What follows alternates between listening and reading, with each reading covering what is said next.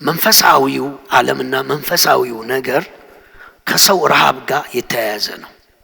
መንፈሳዊ ነገር የመንፈስ መትረፍረፍ፣ የመንፈስ መሞላት፣ በመንፈስ መጠመቅ፣ በመንፈስ ዓለም ሕያው መሆን ከግዴታ ጋር የተገናኘ አይደለም። አዲስ ኪዳን ውስጥ ከረሃብ ጋር የተገናኘ ነው። ለዚህ ነው በአዲስ ኪዳን አብ የሰጠውን ተስፋ ምን እላችኋለሁ እልክላችኋለሁ ጌታ ብሎ አብ የሰጠው ተስፋ መጥቷል። ዮሐንስ ወንጌል ምዕራፍ 13 ላይ ምን አለ? ዓለም አያውቀውም እናንተ ታውቁታላችሁ አለ። የእውነትን መንፈስ እልክላችኋለሁ። የእውነት መንፈስ ደግሞ ምን ይላል ነው ያለው? በእናንተ ውስጥና ከናንተ ጋር ይሆናል። ሁለት ሚሽን ነው ያለው። እኛ ውስጥ አለ፣ ከኛ ጋርም አለ። አሜን። እስኪ እንየው ጥቅሱን። ዮሐንስ ወንጌል ምዕራፍ 14 ላይ ቁጥር 17 እርሱም የእውነት መንፈስ ነው፣ ዓለም ስለማያየውና ስለማያውቀው ሊቀበለው አይችልም። እናንተ ግን አብሯችሁ ስለሚኖርና በውስጣችሁ ስለሚሆን ታውቁታላችሁ። ስለ መንፈስ ቅዱስ የተነገረው ተስፋ ሁለት ነው። አንደኛ በእናንተ ውስጥ ስለሚሆን፣ ሁለተኛ ደግሞ ከናንተ ጋር ስለሚሆን። በእናንተ ውስጥ ስለሚሆን የሚለው ስለ ውስጣዊ መወለድ፣ ስለ ውስጣዊ መበርታት፣ መነቃቃት፣ ግለት፣ ፍቅር፣ ደስታ፣ ሰላም ውስጣዊ ስለሆኑ ነው የሚያወራው። ከናንተ ጋር ስለሚሆን የሚለው ቃል ደግሞ አውትዋርድ ነው። በሱ ህልውና ቁጥጥር ውስጥ ስለምትሆኑ ማለቱ ነው። you feel the presence የእግዚአብሔርን ህልውና በሰውነታችሁ ይሰማችኋል። የእግዚአብሔር ኃይል በሰውነታችሁ ይሰማችኋል። የእግዚአብሔር አብሮነት በውስጣችሁ ብቻ አይደለም በውጭም ይሰማችኋል።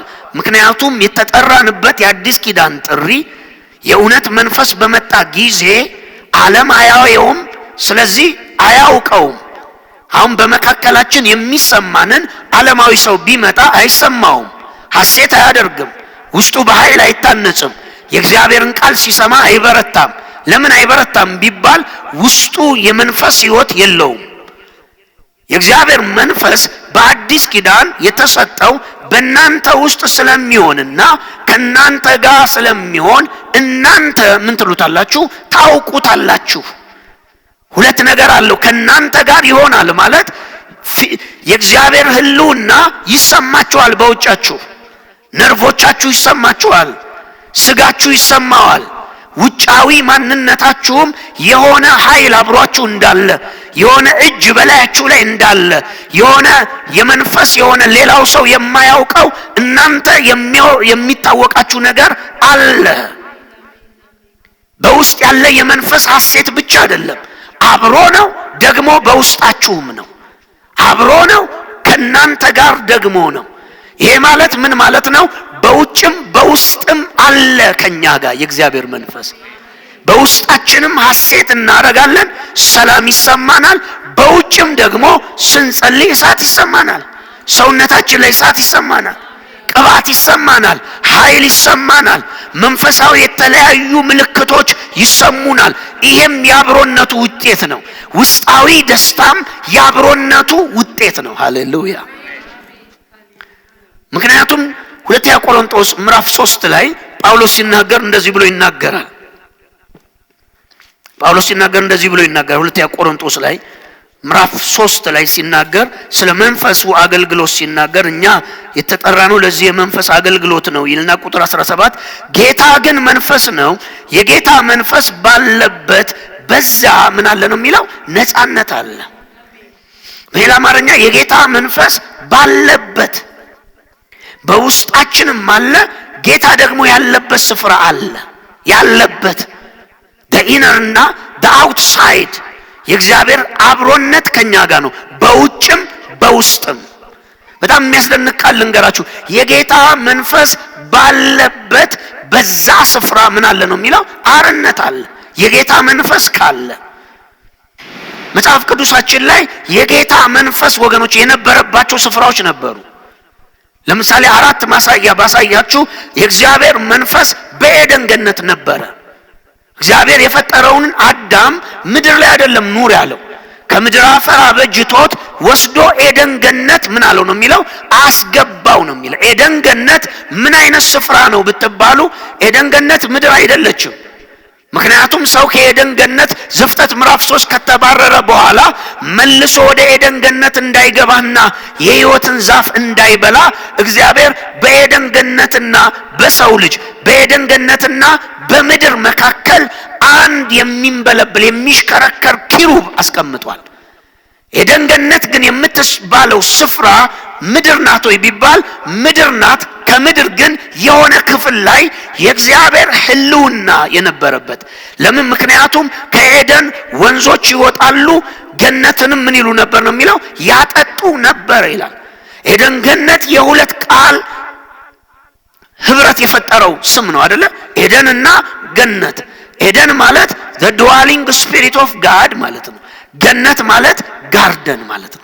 የሚያምር የአትክልት ስፍራና የመንፈስ ክብር የነበረበት ስፍራ ላይ ነው አዳምን ወስዶ ያስቀመጠው። የእግዚአብሔር መንፈስ ነበረ። የእግዚአብሔር መንፈስ ብቻ አይደለም፣ እግዚአብሔር ደግሞ ይመላለስባት ነበረ። እግዚአብሔር ሕያው ነበረ፣ መንፈስ ነበረ፣ የሚያምር ስፍራ ነበረ። ያ ስፍራ የእግዚአብሔር መንፈስ ስለነበረበት የአርነት ስፍራ ነው፣ የነጻነት ስፍራ ነው፣ የሕይወት ስፍራ ነው፣ የክብር ስፍራ ነው፣ የገዥነት ስፍራ ነው። ምድርን የሚገዛ ቃል የሚወጣው ከዛ ነው። ምድርን የሚገዛ ስርዓት የተዘረጋው ከዛ ነው። ምድርን የሚገዛው ስልጣን የነበረው ኤደን ገነት ውስጥ ነው።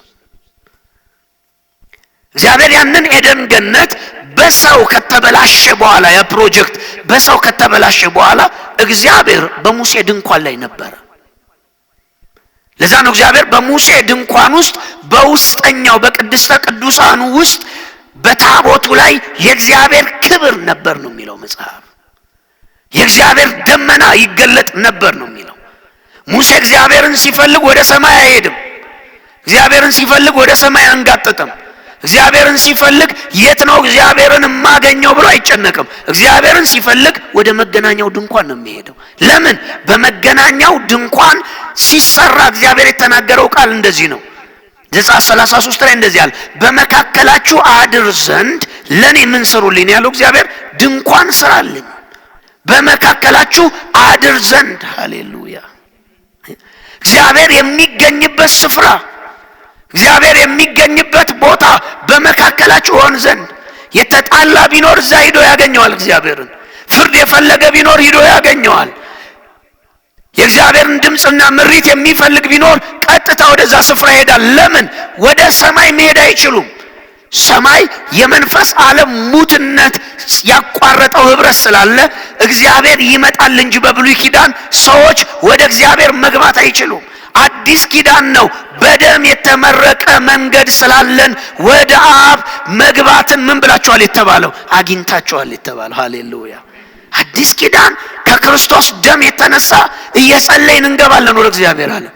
እግዚአብሔርን እንሰማለን፣ በእግዚአብሔር ህልውና እንሞላለን፣ በእግዚአብሔር መንፈስ መገኘት ውስጥ እንሰክራለን፣ ደስ እንሰኛለን፣ እንሞላለን። አዲስ ኪዳን ላይ ብሉይ ኪዳን ወደ እግዚአብሔር መግባት አይችሉም። እግዚአብሔር ግን የመረጣቸውን ሰዎች ለማግኘት ወደ ምድር ይመጣል። ስለዚህ እግዚአብሔር ለሙሴ እንደዚህ አለው፣ እኔን ስፈልግ በየት በኩል ላግኘው እንዳትረበሽ፣ በመካከላችሁ እንዳድር ድንኳን ምን በልልኝ? ስራልኝ። ሙሴም ድንኳን ሰራለት። የእግዚአብሔር ደመና በድንኳኑ ላይ ምን አለ ነው የሚለው? ወረደ። ሙሴ በእስራኤል ችግር ሲፈጠር፣ ቻሌንጅ ሲፈጠር፣ ጥያቄ ሲፈጠር ወዴትም አይሄድም። ወደዛ መቅደስ ወደ ደመናው ይገባል። በደመናው ውስጥ የእግዚአብሔር ቮይስ ይገለጣል። ሃሌሉያ! አሜን። የጌታ መንፈስ ባለበት አይደል የሚለው? ከምድር ሁሉ ቅድስተ ቅዱሳኑ የተለየ ስፍራ ነበረ። በምድር ሁሉ በምታዩት ዓለም ሁሉ ላይ ያ ስፍራ ዩኒክ ስፍራ ነው። ዩኒክ ያደረገው ስፍራው አይደለም። ዩኒክ ያደረገው የእግዚአብሔር መገኘት እዛ አለ። በሰማይ ሰማያትን ሞልቶ በሶስተኛው ሰማይ በዙፋን የተቀመጠ እግዚአብሔር በዚህ በሚታየው ፕላኔት ላይ የት ጋር ነበረ ብትባሉ፣ እግዚአብሔር ሙሴ በሰራለት ድንኳን ውስጥ ነበረ። በምድር አንድ ክፍል ላይ እግዚአብሔር ቢፈለግ ይገኝ ነበር። እግዚአብሔር ቢጠየቅ ይገለጥ ነበር። እግዚአብሔር በሚታይ ደመና ነበረ ምድር ላይ። ሃሌሉያ። ጳውሎስ የጌታ መንፈስ ባለበት አይደል ያለው? የጌታ መንፈስ ባለበት በዛ ምን አለ ነው የሚለው? አርነት አለ፣ ፍርድ አለ፣ ነፃነት አለ፣ ሕይወት አለ። ኧረ ሃሌሉያ። እስኪ እጃችሁን ከፍ አድርጉ። የትኛውም ባስጨነቃችሁ ጉዳይ ላይ ዛሬ ምሽት ፍርድ ሆነበት። በኢየሱስ ስም እንዲለያችሁ አዘዝኩት። ያደከመ ጉዳይ እንዲለያ አዘዝኩት። የማፈልገው እንኳን የምጠላው ባህሪ እንኳን ተነቅሎ ካንተ ላይ ይወርወር። የሰላም መንገድ እግሮች ይጀምሩ። ልስን መጽሐፍ የሚለው የጌታ ምን ባለበት? መንፈስ ባለበት። ጳውሎስ ስፔሲፊክ አድርጎ ነው የሚናገረው። መንፈስ ባለበት ምን አለ? ነፃነት አለ። ወደዛ መቅደስ ሙሴ ወደ ነበረበት መቅደስ ሂዶ እግዚአብሔርን ሊያጣ አይችልም። ፍርድ ሊያጣ አይችልም። መፈታት ሊያጣ አይችልም። ቃል ሊያጣ አይችልም። ለምን? እግዚአብሔር በምሪቱ በአንድ ስፍራ ላይ በመካከላችሁ እንድሆን መቅደስ ምን በሉልኝ ስሩልኝ አለ። ወገኖቼ በምድር የሆነ ስፍራ ላይ እግዚአብሔር ተገኘ። የት ያለ እግዚአብሔር? ሰማይ ሰማይ ያለ እግዚአብሔር፣ ሰው ፈልጎ ሊያገኘው የማይችል እግዚአብሔር በሚታይ መንገድ በሙሴ መቅደስ ላይ ቁጭ አለ። ለዛ ነው እግዚአብሔር ምንም አይነት ጉዳይ እኮ ሲኖር ለምሳሌ ታውቃላችሁ አሮንና ማርታ በሙሴ ላይ ማርያም በሙሴ ላይ ተነስተው ሙሴ ብቻ ነው ወይ ነብይ ብለው ሲያጉረመርሙ የእስራኤልን ማህበር ሊከፍሉ ሲሉ የእግዚአብሔር ደመና በድንኳኑ ላይ ምን አለ ነው የሚለው? ወረደ።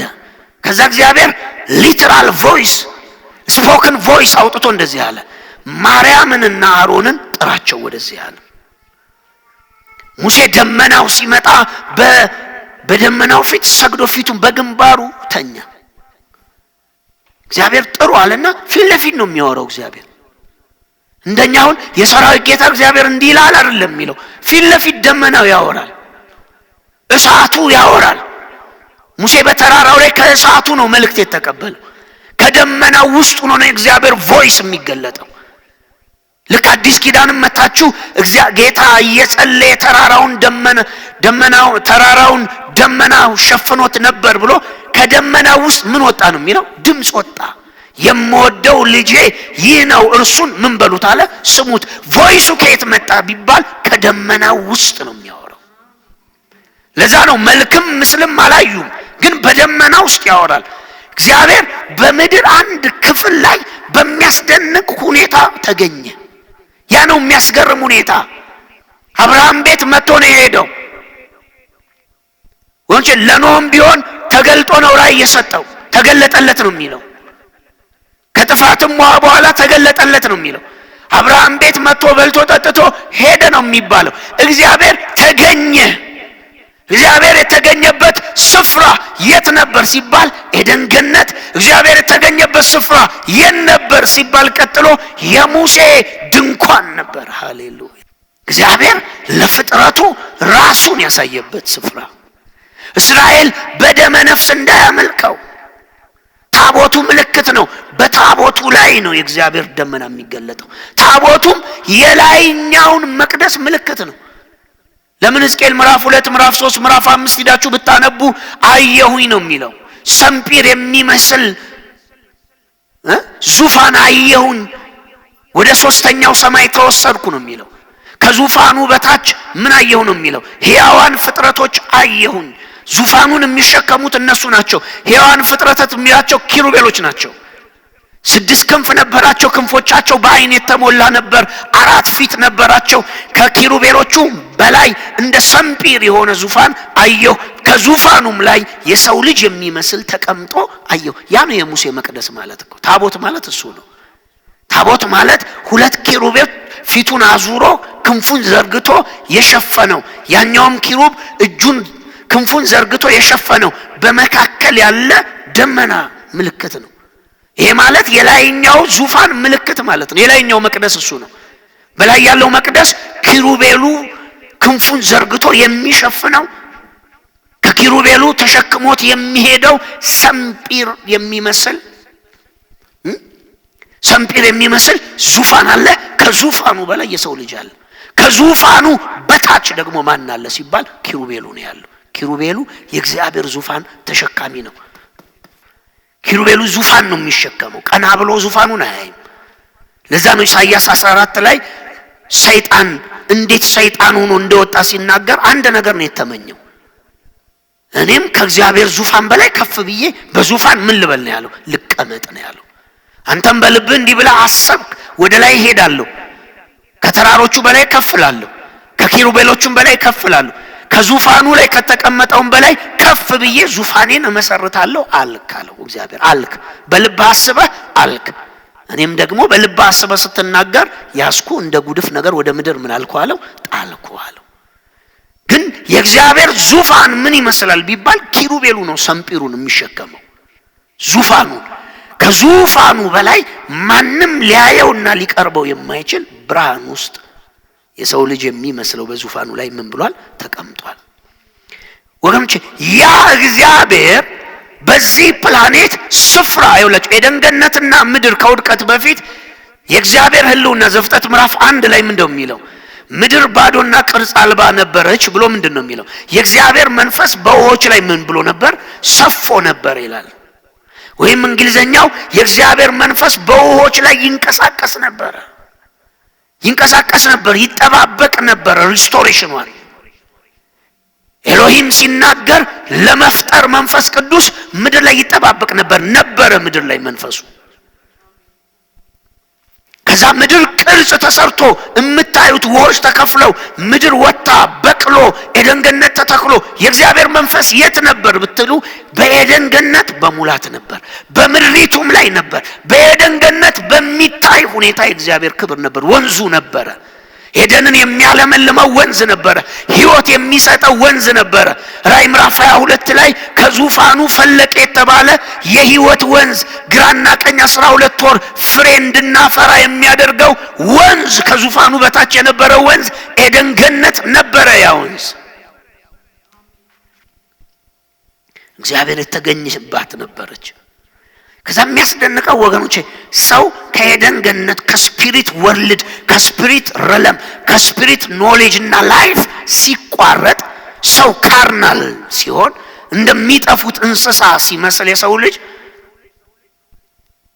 እግዚአብሔር አብርሃም መረጠ፣ ይስሐቅን ያዘ፣ ያዕቆብን አበዛ፣ እስራኤል የሚባል ማህበር ፈጠረ። ከአብርሃም ከአንድ ሰው 100 ዓመት ከሆነው ሰውዬ ኔሽን አወጣ፣ ህዝብ ወጣ። ያንን ህዝብ እንደዚህ አለው፣ ይሄ ህዝብ ከህዝብ ሁሉ የተለየ እንዲሆን አለ በመካከላችሁ እኔ ማደር አለብኛል። በመካከላችሁ እንዳድር ደግሞ ማንም የማይቀርበው የረከሰ የማይገባበት ከህዝቡም የራቀ ድንኳን ስራልኝ ብሎ ሙሴን አንድ ሚሽን ሰጠው። ለኖህ መርከብ ሰርቶ ዓለምን እንዲታደግ ሚሽን እንደሰጠው ለሙሴ የተሰጠው ሚሽን ምንድነው? እግዚአብሔር እዚህ ፕላኔት ላይ እንዲገኝ በሚታይ ሁኔታ የለም አላልኳችሁም? አይኖቹ በምድር ሁሉ ያያሉ ስለሚል መንፈሱ በሁሉ ስፍራ ይገኛል። በሚታይ ሁኔታ አርነት የሚያወጣ የሚፈርድ የሚነካ የሚያስፈራ ህልውና ያለበት አንድ ምድር ላይ አንድ ስፍራ ተፈጠረ። ያ ስፍራ ማን ነው? ሙሴ የሰራው መቅደስ ነው። ኧረ ሃሌሉያ! ሙሴ የሰራው መቅደስ ወገኖቼ መቅደስ ብቻ አይደለም፣ የሚታጠንበት አይደለም፣ መስዋዕት የሚቀርብበት አይደለም። የሚታጠንበት መስዋዕት የሚቀርብበት ለሰው ነው። ለእግዚአብሔር ያ መቅደስ ምኑ ነው ቢባል ከፀሐይ በታች መገኛው ነው። እስኪ አጠገብ ያለው መቅደስ ማለት በሉት፣ በምድር በሉት፣ የመለኮት አድራሻ በለው። መቅደስ ማለት በሉት፣ አሁን በምድር በሉት፣ የመለኮት አድራሻ በሉት፣ የመለኮት አድራሻ በለው፣ መቅደሱ ነው በለው። አዎ ዳቲስ የመለኮቱ አድራሻ ምንድነው ከተባለ መቅደስ the holy ቅድስተ ቅዱሳን የሆነው መቅደስ የመለኮት አድራሻ ነው። ለዛ ነው እስራኤል ለፍርድም ሩጦ ወደ መቅደሱ ነው የሚሄደው። መስዋዕትም ይዞ እግዚአብሔር በሌለበት አይደለም እስራኤል ሲሰዋ እኮ የኖረው፣ እግዚአብሔር ባለበት ነው የሚሰውት። እስራኤል ሲያመልክ እያጨበጨበ እየሰለለ እየሰገደ የእስራኤል የራሳቸው አምልኮ አለ። የእስራኤል የራሳቸው አምልኮ አለ። እየዘለለ ንጉሥ ዳዊት በታቦቱ ፊት ምን እያለ ነው የሚለው? እየዘለለ እኮ ነው የሚለው። ዳዊት እየዘለለ ይልና ምኑ እስኪታይ ነው የሚለው? ልብሱ እስኪታይ በእስራኤል ልጃገረዶች ፊት ሲዘል፣ በታቦቱ ፊት ሲዘል። ሚስቱ ሚልኮል ምን አለችው? በእስራኤል ልጃገረዶች ፊት ዛሬ ንጉሥ ምን አላለችው? ቀለለ አለችው። ምን ሆኖ? ሀፍረትህ እስኪታይ ነው የዘለልከው አለችው። ዳዊትም ኃይለኛ ሰው ስለሆነ አላወቀችውም። እኔ አላት ከረኝነት አንስቶ አባትሽን ነቅሎ ይሄን ዙፋን ለሰጠኝ አላት፣ ራቁቴንም ገና አመልከዋለሁ አለ። ከዚህም በላይ እሆናለሁ አለ። ከየት እንዳመጣኝ እኔ ያውቃለሁ። ምን እንደሰራልኝ የማቅ ሰው ነኝ። በሰው ፊት አይደለ፣ አንቺ እንዳሰብሽው ደግሞ በእስራኤል ልጃገረዶች ፊት አይደለም የዘለልኩት አለ። ከዛ ከአመድ ከትቢያ አንስቶ በወንበር ባስቀመጠኝ በእግዚአብሔር ፊት ነው የዘለልኩት። በእግዚአብሔር ፊት ዘለለ ነው የሚለው። ረስቶ ንግስናው። ለምን? ንጉሱ ፊት ምንም አይነት ስምና ንግስና ቫልዩ የለውም። ጉልበት ሁሉ ለሱ ይንበረከካል ነው የተባለ። ጉልበት ማለት ገንዘብ ቢኖር፣ ዕውቀት ቢኖር፣ ዝና ቢኖር፣ ጠቅላይ ሚኒስተር ብትሆን በሱ ፊት ምንድነው? እስኪ በእግዚአብሔር ፊት ምንድነው ጠቅላይ ሚኒስተር? በእግዚአብሔር ፊት ትቢያ ነው። ሰው በእግዚአብሔር ፊት ምንድነው ይላል አይደል መጽሐፍ ቅዱስ? እንደሚጠፉት ምንድነው እኮ ነው የሚለው? አበባ ነው፣ ትቢያ ነው ሰው። በማን ፊት? በመለኮት ፊት። በእኛ ፊት ነው ሰው የገዘፈው። በእኛ ፊት ነው ታላቅና ታናሽ፣ ባለጠጋና ድሃ፣ የተማረና ያልተማረ፣ ስልጣን ያለውና የሌለው በእኛ ፊት ነው። በእግዚአብሔር ፊት ሰው ትቢያ ነው ነው የሚለው። ተገኘ እግዚአብሔር ስሙ መጽሐፍ የሚለውን የጌታ መንፈስ ባለበት አይደል የሚለው? ምን ያለ ፍርድ አለ። የጌታ መንፈስ ባለበት ነፃነት አለ። በእግዚአብሔር የጌታ መንፈስ ባለበት የምንከፋፈለው በረከት አለ።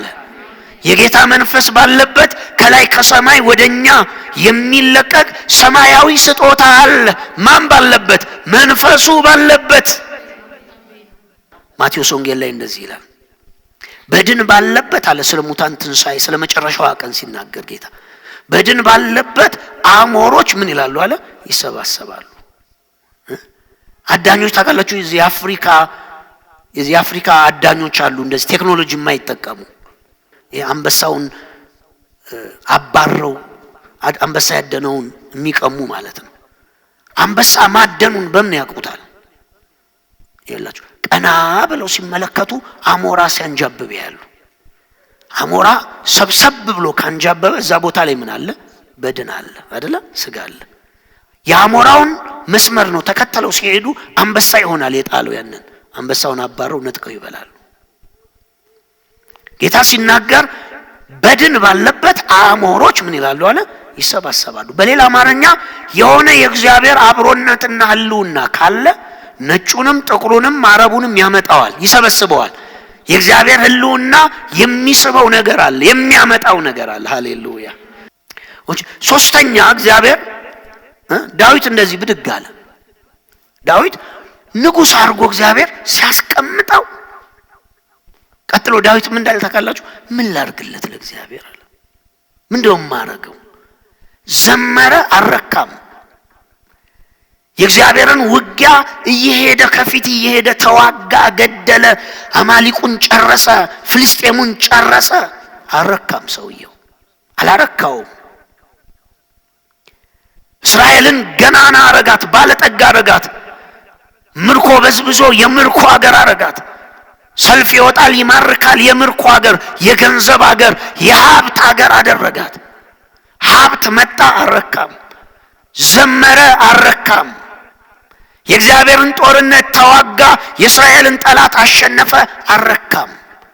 በዙፋኑ ቁጭ ሲል አንድ ነገር ምንድነው ማረግለት? የሆነ ውስጡ ላይ የሆነ ሸክም ከበደ። እንደዚህ ያለ ዳዊት እኔ ባማሩና በተሸለሙ ቤቶች እየኖርኩ አለ። ስንት ትውልድ ሙሉ ሙሴ በሰራው ድንኳን ውስጥ እግዚአብሔር ስንት ትውልድ ይቀባበል፣ የሚጠይቅ የለም። ሙሴ ማለት እኮ ይኸውላችሁ ከነሱ 300 400 ዓመት ድንኳን ውስጥ እግዚአብሔር እስራኤል ከተማ ይዟል። እግዚአብሔር ድንኳን ውስጥ እያለ ምድረ በዳ ላይ እግዚአብሔር በድንኳን እያለ እስራኤል ድንኳን ጥሎ ነው የሚተኛው፣ ወይም ደግሞ ምድረ በዳ ላይ አንጥፎ ነው የሚተኛው። በእግዚአብሔር መሪነት ጠላቱን እየገነጠለ እያሸነፈ ከተሞችን ተቆጣጠረ። ትላልቅ ከተሞችን ያዘ፣ አገራትን ያዘ። ያልቆፈረውን ጉድጓድ ጠጣ ነው የሚለው መጽሐፍ። ያልተከለውን ፍሬ በላ። ያልደከመበትን እርሻ እግዚአብሔር ይኸው ላንተ ብሎ ሰጠው። ከዛ እስራኤል በተሸለሙ ባማሩ ቤቶች ውስጥ እየኖሩ፣ እግዚአብሔር ግን የት ነው ያለው? እዛው ሙሴ የሰራለት ድንኳን ውስጥ። ዓመታት ትውልድ አለፈ። እነ ኢያሱ አለፉ። ከኢያሱ በኋላ ብዙ መሳፍንቶች አለፉ አይደለ?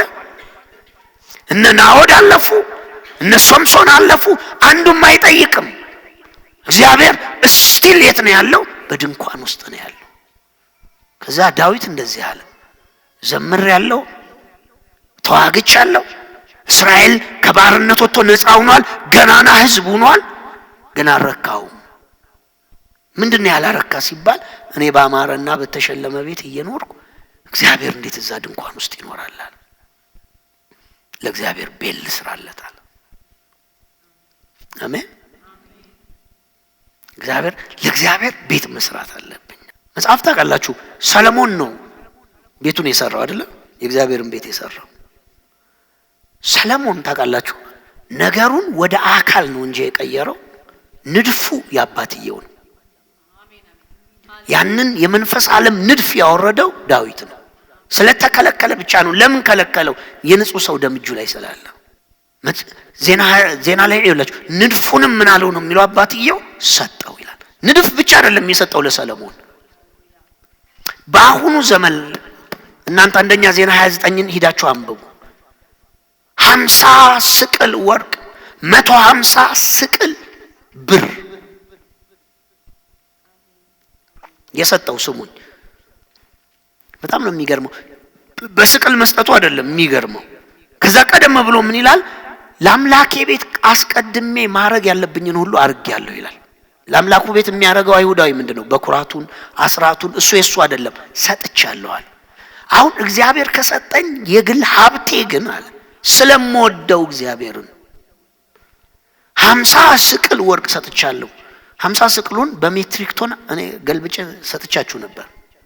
50 ስቅል ማለት ላንብብላችሁ እዛው ላይ ቁጥር 5 እኔ ያለኝን ሀብት ለአምላኬ ቤተ መቅደስ ለወርቁ ሥራ ወርቁን፣ ለብሩ ሥራ ብሩን፣ ለነሐሱ ሥራ ነሐሱን፣ ለብረቱ ሥራ ብረቱን፣ ለእንጨት ሥራ እንጨቱን፣ እንዲሁም ለፈርጥ የሚሆኑትን መርገድና ኬልቆን፣ ልዩ ልዩ የህብር ያላቸውን የከበሩ ድንጋዮች፣ ማንኛውንም አይነት የሚያምር ድንጋይና እብነ በረድ፣ ይህን ሁሉ በብዛት አዘጋጅቻለሁ። መቅደሱ እንዲሰራ አዘጋጅቻለሁ።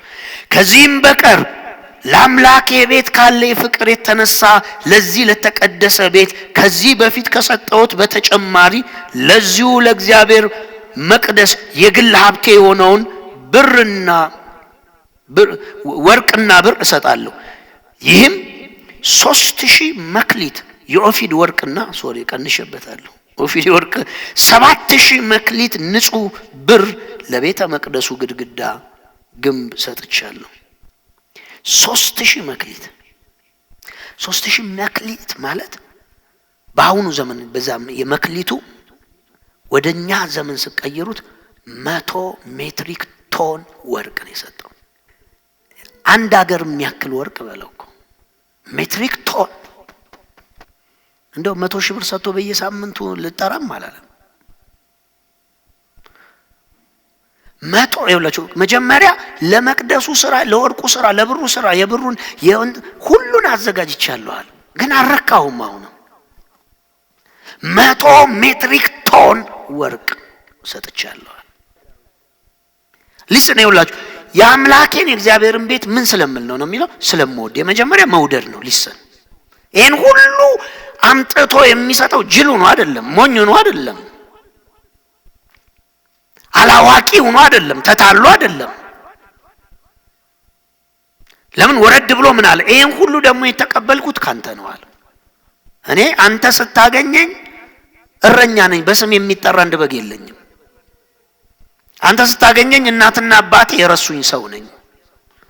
ግን አንተ ካገኘህ በኋላ ቅባት በላይ ላይ ከመጣ በኋላ ንጉሥ ሆንኩ፣ ይሄን ሁሉ ሰጠኸኛል። ይሄ ሁሉ አንተን የሰጠኸኝ እንደውም በምርኮ በጦርነት በብልጠት በንግስና ያመጣሁት አይልም፣ ካንተ እጅ የወሰድነውን ነው። እናንተ ወረድ ብላችሁ አንብቡ ቁጥር 19 18 ላይ ካንተ እጅ የወሰድኩትን መልሼ ላንተ ምን አልኩ ነው የሚለው፣ ሰጠው። ካንተ ነው የወሰድኩት። እኔ ሁሉ በሉ የምወስደው በሉ ለኔ ተዘጋጀ ብዙ በረከት አለ በሉ። ከማን ወሰድከው? ተናጥቄ በብልጠት አይልም፣ ካንተ እጅ ላይ ኦሬዲ አንተ እጅ ላይ ነበረ። ለምን ራሱ እግዚአብሔር ምን ብሏል? ብሩ ወርቁ የማን ነው ነው ያለው? የኔ ነው እኮ ነው ያለው። የማንም እኮ አይደለም። እዚህ ምድር ላይ የምታየው ሀብት የማንም አይደለም።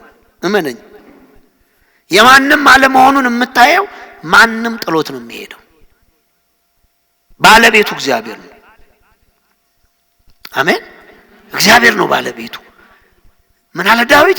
ካንተ የወሰድነውን አለ መልሰን ላንተ ምን አለን? ሰጠን።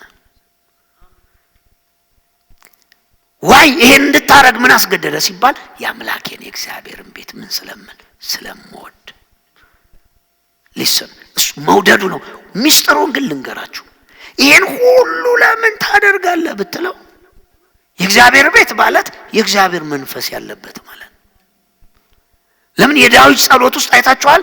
አንድ ነገር እሻለሁ በሕይወቴ እሷንም ምን እላለሁ እመኛለሁ እፈልጋለሁ። ምን ሲባል በንግስናዬ በቃ ዝም ብዬ እንድኖር አይደለም፣ በእግዚአብሔር ቤት ለዘላለም ምን እንድኖር። መዝሙር 23ን ሲጨርሰው ምን አለ? እግዚአብሔር እረኛዬ ነው፣ በለመለመ መስክ ይመራኛል፣ በዕረፍት ውኃ ዘንድ ያሳድረኛል።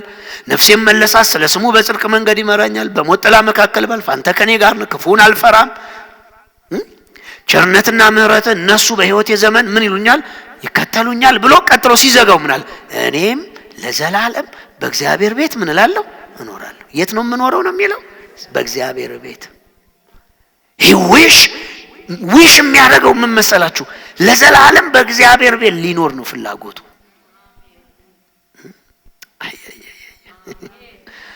እኔ እስኪ እንደዚህ ቤል እንገራችሁ። ንግስናን የሚያስንቅ የእግዚአብሔርን ቤት የሚያስናፍቅ ረሃብ። ንግስናን እኮ ንቆ እኮ ነው። አንዳንድ ሰው እኮ የሆነ ቸግሮት ነው አይደል የሆነ ነገር የሚፈልገው፣ የሆነ ቦታ ላይ ሳይመቸው ነው የሆነ ቦታ የሚፈልገው። ዳዊት በንግስና ተቀምጦ በሰራዊት ተከቦ በእስራኤል ላይ ገናና ሆኖ ጸሎቱ ግን ይሄ ነው። አንድ ነገር እሻለሁ እሷንም እፈልጋለሁ። የት እንድኖር ነው የሚለው? በእግዚአብሔር ቤት። በእግዚአብሔር ቤት የሚለው መሰላችሁ በአማረ ግንቦች ውስጥ ማለቱ አይደለም። in the presence of God በእግዚአብሔር ህልውና ውስጥ መኖር ነው የምፈልገው።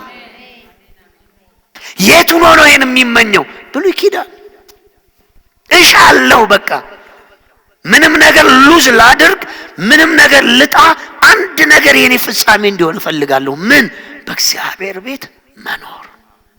ዳዊት በእግዚአብሔር ቤት ምን ማለት መኖር። ንጉስም ሆነን ቤት በእግዚአብሔር ቤት፣ ገንዘብ አግኝተም የት መኖር? በእግዚአብሔር ቤት። እየደከመም እየበረታም እየዛልክም ዶንት ሚስ ማይ ብራዘር በእግዚአብሔር ቤት መመላለስን አታቁም። አቅቶ ዝለህም ተንገዳግደም እና በእግዚአብሔር ቤት። በእግዚአብሔር ቤት ማለት በመንፈስ ያለበት ስፍራ ላይ አትጥፋ። በቃ ደክሞ ማቴዎስ ላይ እንመለስ 5 ላይ እንደዚህ ይላል።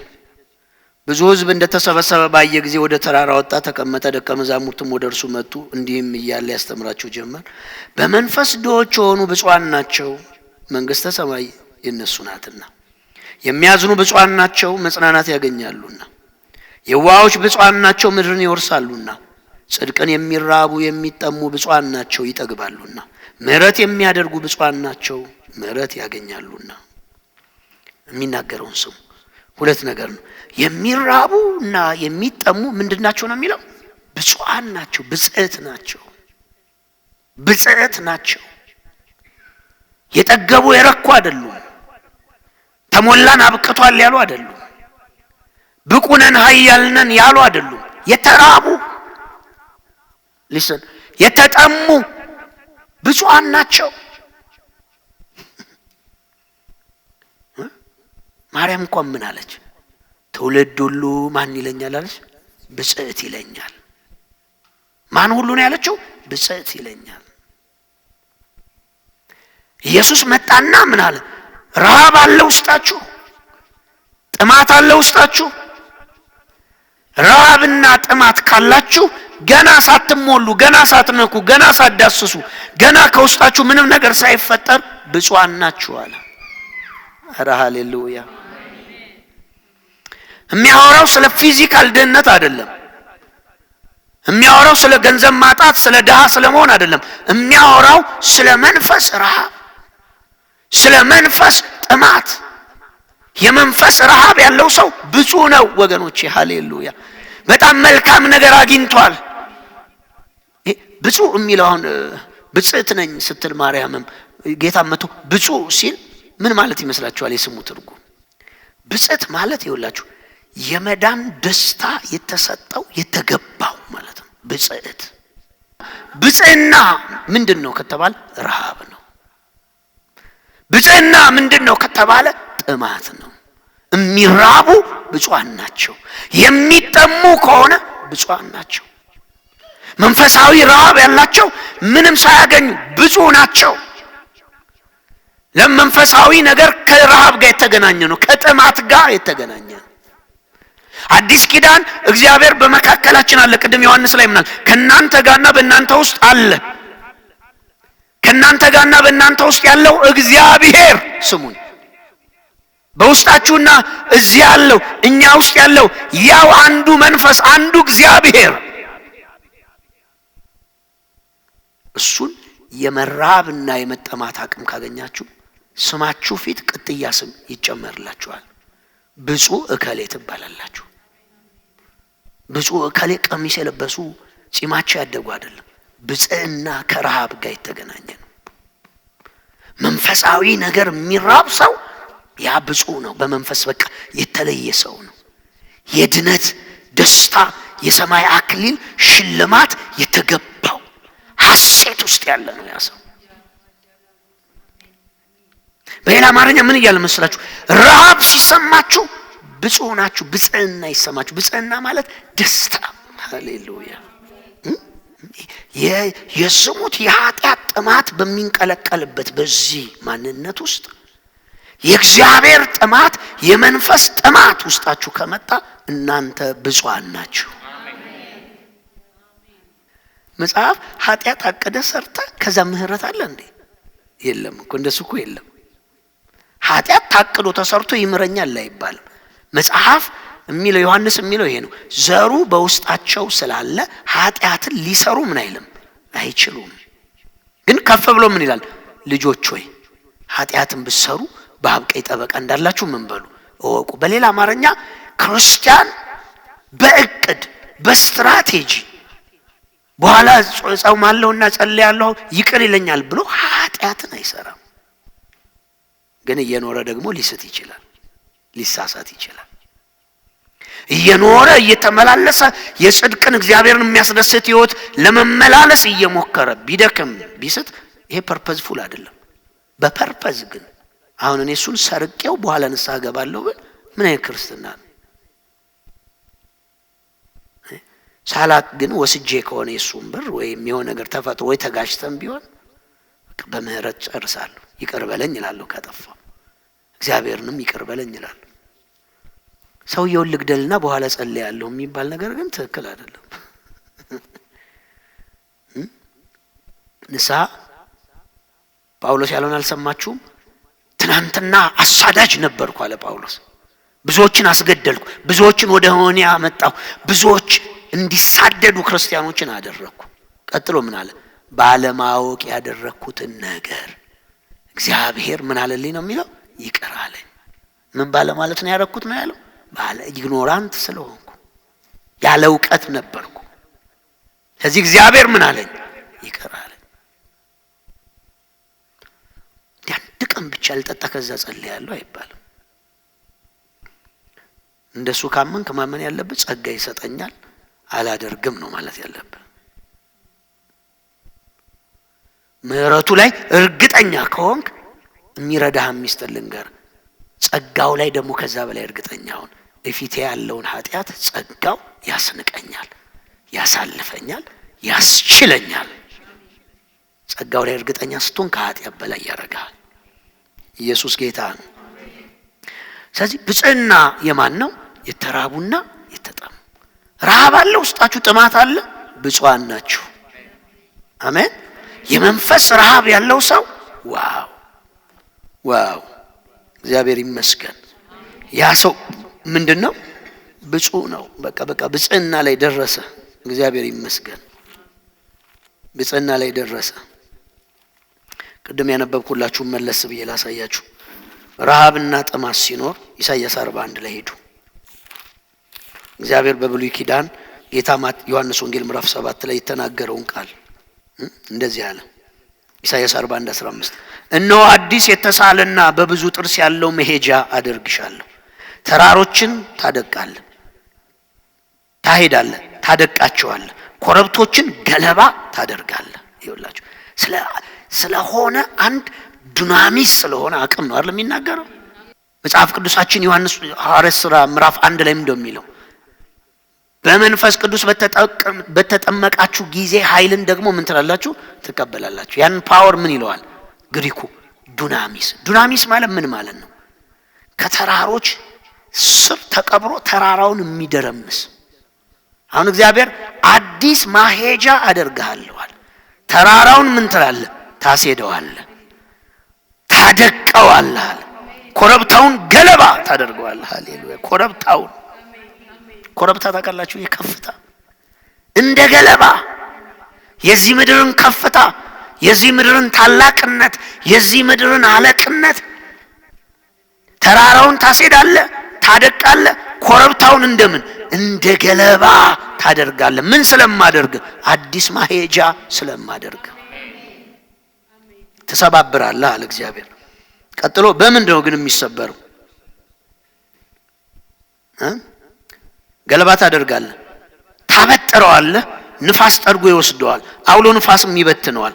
አንተ ግን በእግዚአብሔር ደስ ይልሃል፣ በእስራኤል ቅዱስ ሞገስ ታገኛለህ። አሜን አሜን። ሞገስ ይሆንላችኋል፣ ደስታ ይሆንላችኋል። ምንም አይነት ከፍታ በፊታችሁ አይቆምም። የማይሰበር ነገር በፊታችሁ አይቆምም። የማይደረመስ ነገር በእናንተ ፊት አይኖርም። ከፍታን የተባለ ነገር ሁሉ ይዋረዳል። ይኸውላችሁ የእግዚአብሔር መንፈስ እኮ ሲገለጥ ነገስታቱ ይወርዳል፣ ነጋዴው ይወርዳል፣ ጠቢባኑ በቃ ይሰግዳል። ሁሉ ተራራው፣ ከፍታው፣ ኮረብታው ሁሉ ይናዳል በፊቱ። ይሄ መንፈስ ውስጥ ካለ ይገዙልሃል። አትገዛም። የላይ ትሆናለህ፣ የታች አትሆንም። ትደረማምሰዋለህ። ኮረብቶችን እንደ ገለባ ታደርጋለህ፣ ትበትናቸዋለህ። መንፈሱ ይሄ ካለ ይሰማል ነገስታቱ። የእናቱ ልጅ ስለሆን አይደለም እኮ ደውሎ ጸልይልኝ የእግዚአብሔር ሰው የሚል ከፍሎ መታከም እየቻለ ብዙ ገንዘብ እያለው እንደማይድን እያወቀ የእግዚአብሔር ሰው እንዲሁ ካንሰር ነው ጸልይልኝ ይላል። ትንዳቸዋለህ። ይሄ ኃይል ውስጥ ከገባ እግዚአብሔር ደስታና ሞገስ ይሰጣቸዋል። ስሙ የሚለው ድሆችና ችግረኞች ውሃ ይፈልጋሉ፣ ዳሩ ግን ምንም አያገኙ። ጉሮሯቸው በውሃ ጥም ደርቋል። ነገር ግን እኔ እግዚአብሔር እመልስላቸዋለሁ። እኔ እስራኤል አምላክ አልተዋቸውም። መጣ እኮ ጌታ እኮ አይደለ? መጣና በአካል ምን አለ? በበዓሉ የመጨረሻ ቀን ከፍ ባለ ስፍራ ላይ ቆሞ ለእስራኤል ልጆች እንደዚህ አላቸው፣ ዛሬ አንድ ዜና ስሙ አለ። ማንም የተጠማ ቢኖር ወደ እኔ ምን ይበል? ይምጣ። በነፃ ምን ይበል አለ? ይጠጣ። ይሄ የምጠጣው ምን ያደርጋል? ተራራውን ያስኬደዋል፣ ኮረብቶችን ያደቃቸዋል፣ እንደ ትቢያ ይበትናቸዋል። የሚቋቋም እስከማይኖር ድረስ በላያቸው ታይልባቸዋል። ድሆች ተጠሙ አለ እኮ ጌታ። ውሃ ይፈልጋሉ፣ ምን አላሉም? ጉሮሯቸው ደርቋል፣ ግን ምን አላሉም? አላገኙም አለ።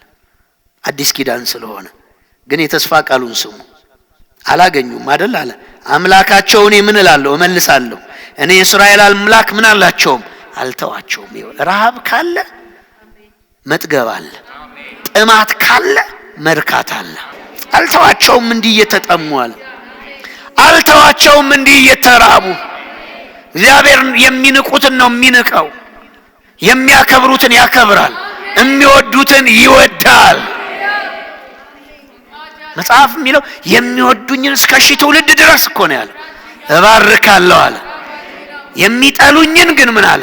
እስከ 4 ትውልድ ድረስ ምን እላለሁ እቀጣለሁ አልተውም አለ። የሚወደኝን ግን ምን እለዋለሁ እወደዋለሁ። እስከ ስንት? እስከ 1000 ትውልድ። ኧረ ሃሌሉያ አሜን። አልተዋቸውም። ከዛ ምን አደርጋለሁ? ይኸውላችሁ አለመተውን ተመልከቱ። በተራቆቱ ኮረብቶች ላይ ወንዞችን፣ በሸለቆ ውስጥ ምንጮችን አፈልቃለሁ። ምድረ በዳው የውሃ ኩሬ፣ የተጠማውን ምድር የውሃ ምንጭ አደርገዋለሁ። በምድረ በዳ ዝግባን፣ ግራርም፣ ባርነሶት፣ ወይራን አበቅላለሁ። በበረሃ ጥድን፣ አስታንና ሹሹዌን በአንድነት እተክላለሁ። ስለዚህ ሰዎች ያያሉ ያውቃሉ፣ የእግዚአብሔር እጅን አደረገ፣ የእስራኤል ቅዱስ እንደፈጠረው በአንድነት ይገነዘባሉ ያስተውላሉ። ሰዎች ምን ይላሉ አለ? ይሄ የሰው አይደለም የእግዚአብሔር ምንድነው እጅ ነው ይላሉ። ምኑ ይመጣል? ወንዙ ይከፈታል። የተራቆተው ኮረብታ ከእንደገና ይለመልማል። ምድረ በዳው ውሃ ምን ይላል? ያፈልቃል። ከእንደገና ዛፎች ይበቅላሉ አለ። መርጠብ ይሆናል አለ። መለስለስ ይሆናል አለ። ፍሬያማነት ይሆናል አለ። መርካት ይሆናል አለ። ምክንያቱም ወንዙን ምን እላለሁ አለ ጌታ እሰጣቸዋለሁ፣ እመልስላቸዋለሁ፣ ከቶ ለተራቡ ምን አልልም አለ እግዚአብሔር አልተዋቸውም። ሞገስና ደስታ ይሆንላቸዋል። እስኪ እጃችሁን ከፍ አድርጉ በጌታ በኢየሱስ ስም። ከዚህ ምሽት ጀምሮ ሞገስና ደስታ ይሆንልሃል። አንተ የተራብክ፣ አንቺ የተጠማሽ እህቴ እግዚአብሔር ዛሬ እንዲህ ብጽዕነትን አይቶብሻልና አልጠገብክምና፣ በራስህ ጽድቅ አልቆምክምና፣ በትዕቢት አልተመላለስክምና አምላክ እግዚአብሔር ይመልስልሃል። እመነኝ፣ እግዚአብሔር ያጥለቀልቅሃል። ከእንደገና ኮረብቶች በውሃ ይሞላሉ። ከእንደገና ዘይት ከናንተ ይጨመቃል። ከእንደገና የፈሳሽ ውሃ ከውስጣችሁ ይፈልቃል። የዝማሬ ደስታ ይሆንላችኋል። ሞገስ በላያችሁ ላይ ይሆናል። ወንዙ ሲፈልቅ ተራራው ይሄዳል። ኮረብታው እንደ ገለባ ይሆናል። ትበትነዋለህ በአደባባይ። እግዚአብሔር